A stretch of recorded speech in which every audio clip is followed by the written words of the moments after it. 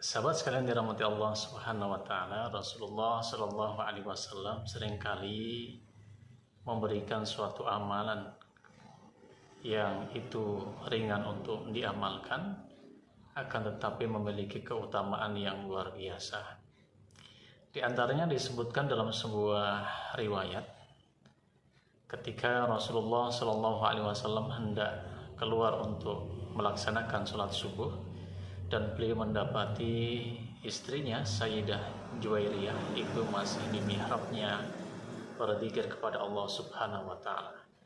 Maka kemudian ketika subuh sudah masuk, Rasulullah berangkat ke masjid dan Rasulullah kembali lagi ke rumahnya ketika selesai waktu duha.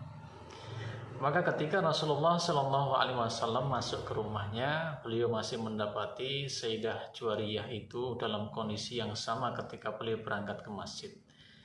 Ada di mihrabnya kemudian berzikir.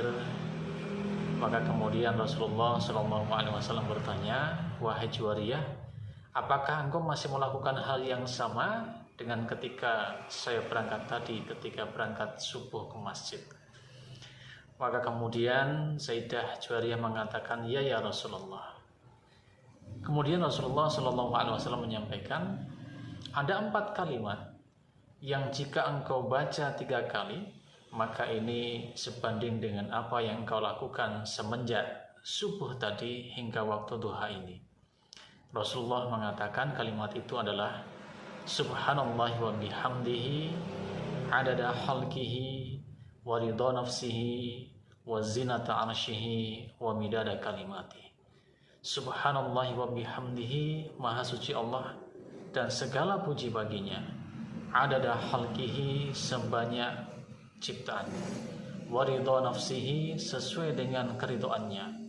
Wa zinata arsyihi, dan seberat arsyinya. Wa midada kalimati, dan sebanyak kalimatnya. Zikir yang singkat yang kita amalkan tidak lebih dari 1 menit, tapi memiliki keutamaan yang luar biasa.